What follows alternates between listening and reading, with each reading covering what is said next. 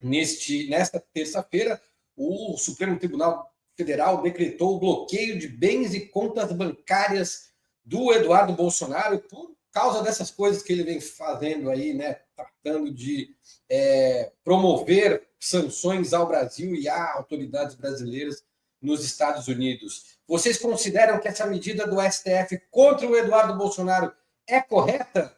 O deputado afastado já não cometeu crimes que justificariam algo mais, como, por exemplo, a decretação da sua prisão por traição à pátria? Quem começa respondendo é o José Genuíno. Concordo com a pergunta que você está fazendo, Vitor. Eu acho que para o Eduardo Bolsonaro devia ser decretada a prisão preventiva. Mesmo que ele esteja nos Estados Unidos, ele, com a decretação da prisão preventiva, ele entra na lista vermelha, porque ele está fazendo provocação. Ele está fazendo provocação contra o Supremo, contra a soberania nacional, contra os órgãos de investigação, que é o caso da Polícia Federal. Você não pode deixar o cidadão que é deputado, aliás, o mandato dele tinha que ser cassado pelo Conselho de Ética da Câmara, fazendo esse tipo de provocação. Portanto, eu acho que devia ser decretada a prisão preventiva do Eduardo Bolsonaro, assim como eu acho que para o Jair Bolsonaro devia ser decretada a prisão preventiva. Eu acho que é mais efetivo do que proibir ele de dar entrevista. Eu acho que ele não devia proibir ele de dar entrevista, devia prendê-lo como prisão preventiva diante de todas as atitudes de coação e de risco à soberania nacional. Portanto, eu acho que é necessário a gente deixar isso muito claro. E eu não podia, viu, deixar de informar aqui que o que houve do punitivismo para o garantismo. O ministro Fux era um punitivista de quatro costados. Ele proibiu, ele cassou a decisão do Lewandowski que permitiu o Lula, condenado, que não é o caso do Bolsonaro, preso, dar uma entrevista. Ele proibiu, e com o seguinte argumento, que o Lula, dando uma entrevista, podia influenciar os seus seguidores. Esse punitivista foi favorável, foi contra as medidas cautelares de Bolsonaro, contra Bolsonaro. Portanto, é importante a gente reavivar essa memória. A memória, ela é transformadora do presente e do futuro. E como nós estamos vivendo uma fase má da política, a crise da legitimidade da política, a crise de valores da política, é muito bom a gente resgatar essa memória. Portanto, eu acho que Eduardo Bolsonaro devia ser decretada a prisão preventiva por traição ao país, a traição nacional, e por coação à justiça. Ele assume que está se articulando com o Departamento de Estado, com o governo dos Estados Unidos, para tomar medidas contra o processo contra seu pai no Supremo Tribunal Federal. Ele está assumindo que é favorável ao tarifaço. Diante disso, eu acho que tem razões de sobra para decretar a prisão preventiva do Eduardo Bolsonaro. E eu acho que o Alexandre Moraes tinha que ter decretado a prisão preventiva do Jair Bolsonaro e não apenas proibir ele usar a rede social. Eu acho que a prisão preventiva era mais adequada em vez de fazer as medidas cautelares.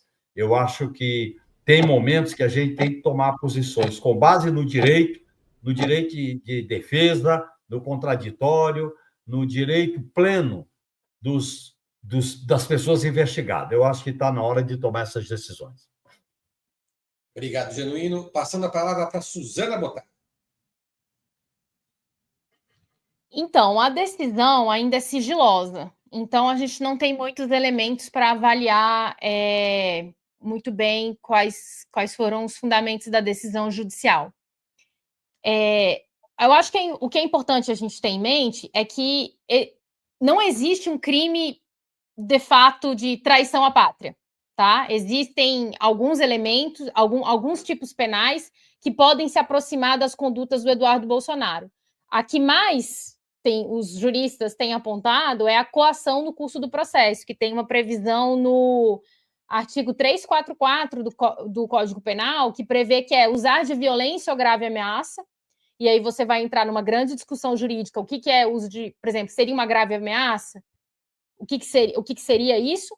Mas o restante do tipo é muito claro, né? Com o fim de favorecer interesse próprio ou alheio contra a autoridade, parte a qualquer pessoa que funciona ou que é chamado a intervir em processo judicial. Então, assim, se você ficar ameaçando autoridades e tudo para obter vantagens a favor de si ou de outro no processo, isso existe uma previsão no Código de Processo, no Código Penal de crime. E tem uma discussão também em relação a um crime que tem previsão no Código Penal Militar, que é uma coisinha um pouco autoritária, né? Mas, enfim, o Brasil tem um Código Penal Militar, acho que é dos anos 60, por aí, numa época chamada ditadura, mas existe um Código Penal Militar no Brasil, e lá tem uma previsão de um crime que é entrar em entendimento com um país estrangeiro para gerar conflito ou divergência de caráter internacional entre o Brasil e qualquer outro país, ou lhes perturbar as relações diplomáticas. Eu acho que esse crime é muito mais adequado, inclusive. Só que o Código Penal Militar, a princípio, ele só aplicaria para militares, mas tem uma previsão de aplicação para civil. Mas tem que ter um requisito, tem que ter uma ação penal, que tem que ser requisitada, nesse caso, especificamente. Gente, eu não estou conseguindo falar essa palavra. Em específico, pelo ministro da Justiça, e depois tem que ter uma ação penal e tudo mais. O que o Alexandre de Moraes fez, que a gente sabe? Ele abriu um inquérito contra o Eduardo Bolsonaro, porque para você aplicar medidas cautelares, você precisa ter uma investigação. Eu não sei se foi ele que abriu, porque esse processo é sigiloso, como eu estou falando, aí tem toda aquela discussão sobre o Supremo poder abrir inquérito ou não, a princípio isso é um dever do Ministério Público, enfim, a gente não sabe bem, porque, como eu disse, é sigiloso, mas um dos crimes que está sendo apontados é justamente esse de coação. Eu considero, por exemplo, que a decisão que foi adotada contra o Bolsonaro de proibição, de restrição domiciliar, né, que ele tem que ficar em casa, eu considero que foi adequado, porque está comprovado que ele estava agindo, né, para coagir o processo e tudo mais. Agora, essa proibição de rede social, isso não tem previsão no Código de Processo Penal. Essa proibição de entrevista, isso é absurdo, foi feito com Lula, isso é ilegal, tá? Então, assim, a gente tem, assim, resumindo o que eu quero dizer, a gente tem que tomar muito cuidado nessas horas, porque a gente tem uma situação de ilegalidade que exige uma resposta, mas a gente também não pode deixar na torcida do Fla-Flu a gente atropelar a lei e o que diz o direito brasileiro. Então, a gente tem que avaliar as medidas. Eu ainda não vi a decisão do Alexandre de Moraes, porque, como eu disse, o processo é sigiloso.